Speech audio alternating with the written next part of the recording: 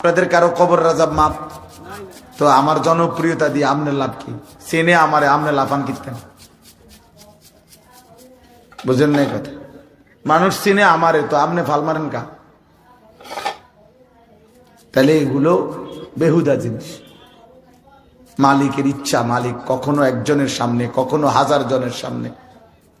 আল্লাহ যখন যেমন চাইছেন তখন তেমনই বলা। আমি 4 জন মানুষের সামনে ওয়াজ করছি, 10 জন মানুষ, 70 জন মানুষ, 20 জন মানুষ।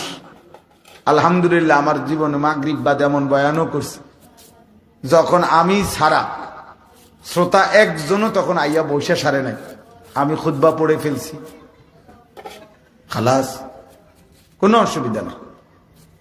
রাসূলুল্লাহ সাল্লাল্লাহু আলাইহি ওয়াসাল্লাম বলছেন, ফাওয়াল্লাহি লা আন ইয়াহদিয়াল্লাহু বিকা রাজুলান ওয়াহিদান খায়রুন লাকা মিন হুমুরিন নাআম।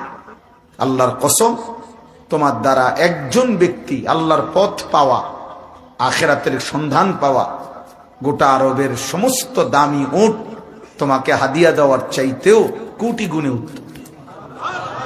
একজন এক আল্লাহর বান্দার ফিকির।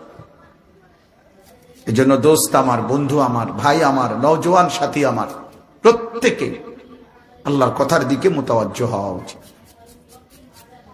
এই 7 দিন নিয়ত করে কিছু নওজোয়ান, প্রিয় ভাই, তোমরা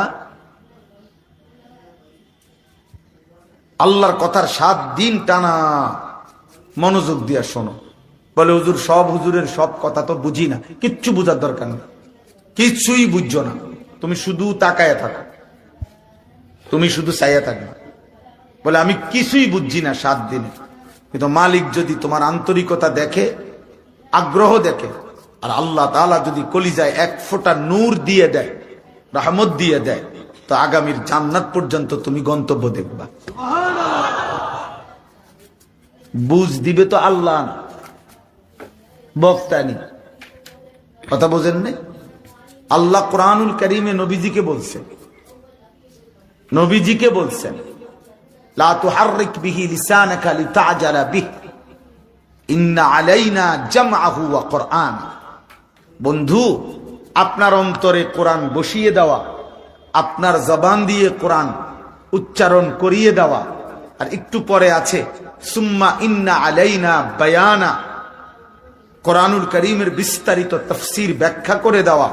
আল্লাহ বলছে 3টাই আমি আল্লাহর দায়িত্ব। আমি আপনার দিলে মুখস্থ করাবো, আমি আপনার